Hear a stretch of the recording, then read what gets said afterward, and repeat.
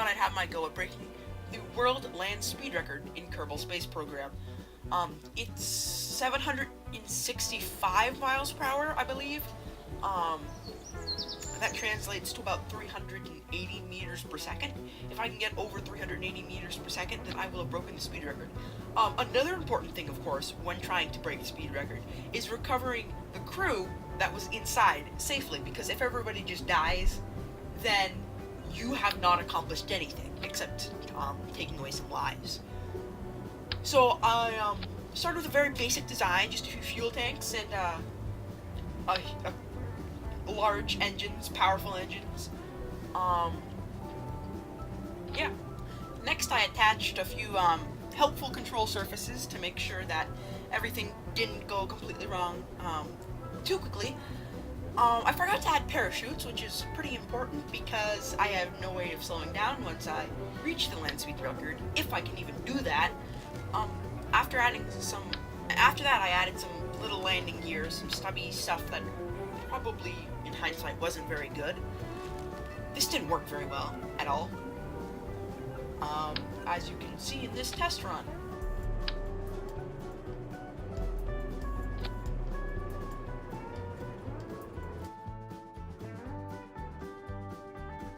Everything starts off pretty well with a boring loading screen and beautiful graphics, but immediately once the craft starts to move, you can see that there's a huge problem with this design, and inevitably everything blows up. Why? Because there was too much control surfaces, which allowed things to get off course, and too much gimbal, the amount that a rocket engine can move. This caused too high of an error correction to happen when there was an error correction, meaning that things just flew out of control and nothing worked. But back in the vehicle assembly building, things changed. I added a rocket engine that had no gimbal, that couldn't move.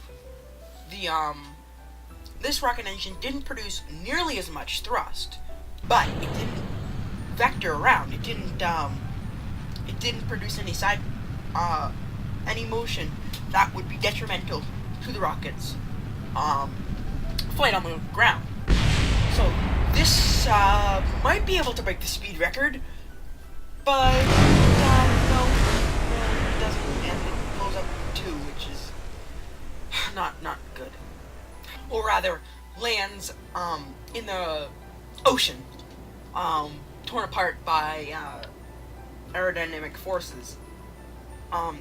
This is definitely a more stable design, as we can see by the fact that it doesn't slip out of control, that it just swerves off the runway, but it's still not competent whatsoever to achieve a land speed record. However, it's getting closer, that's for sure.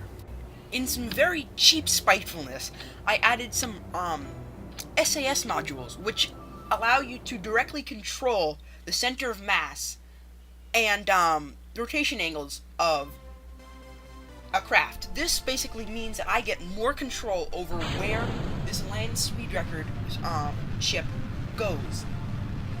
It's not a very heavy modification, but it certainly does help more. And as we see, the craft will go faster. Just look at the little red box or red circle. Now remember, the land speed record is about 381 meters per second. So if we could beat that, we've beaten the record. Even with a successful, if not orthodox, flight past the end of the runway, we did not get to a sufficient speed to break the land speed record. Only about 340 meters per second instead of the required 380, which means we need more power. The only way to get more power is to revert to those larger engines that were used earlier. However, those have gimbal, which means they can turn, which will ruin everything. So I need to turn that off, and maybe add some parachutes, maybe not. We probably need those, but nah. First I add drogue chutes, which are less effective than full-on parachutes, but can deploy at higher speeds, and then I add regular parachutes, which should be able to slow us way down once we get to our target speed. Although this is going to be very hard, considering our situation. But we do slow down, and not all hope is lost. In fact, this may be the final design for the land speed record craft, as it does surpass the land speed record.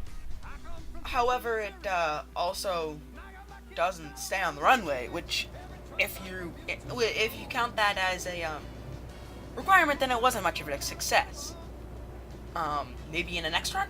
In order to make the craft go faster, quicker, I enlarged the current engine, which only produces about 1,000 kilonewtons of thrust, like 10,000 pounds of thrust. Who cares about that? I make it 20,000. I double it. With all this extra thrust, we get up to a speed of over 5. That is almost 50% more than the current land speed record.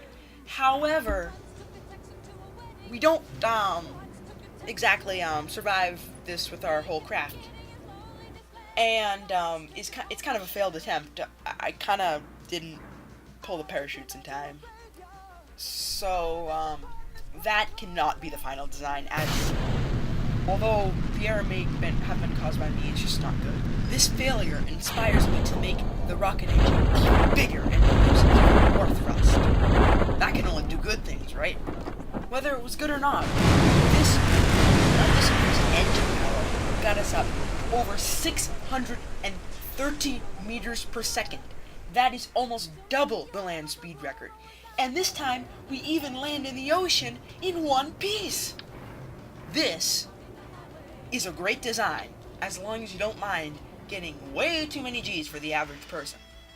But in the spirit of nothing ever being enough, let's double the engine thrust. What could possibly go wrong? Oh wait, we could crash into some tankers full of volatile fuels and blow up. Oh, that's not so bad. Maybe turning off the engine gimbal will help? Nope.